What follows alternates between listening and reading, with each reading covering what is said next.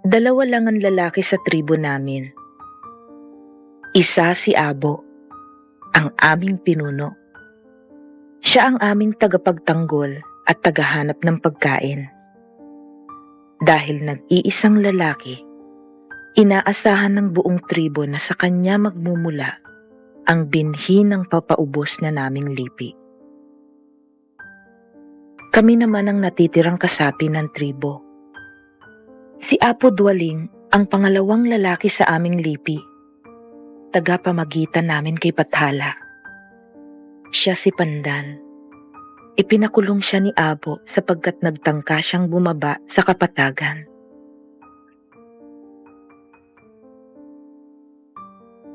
Hindi siya pinapakain. Pinahihirapan siya ng husto.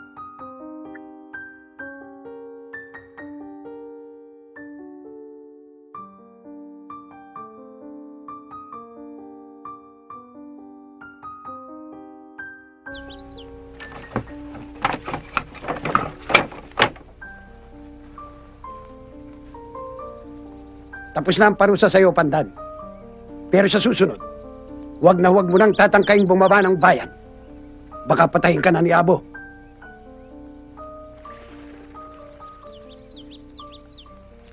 Halika na, Pandan.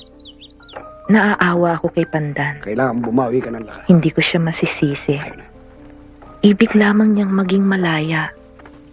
Yun ang pangarap ng mga kababaihan sa amin.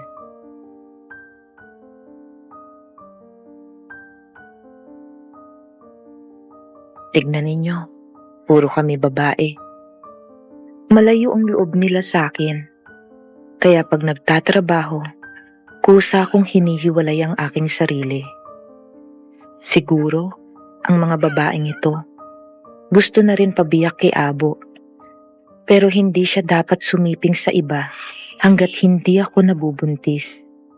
Yun ang batas sa aming tribo.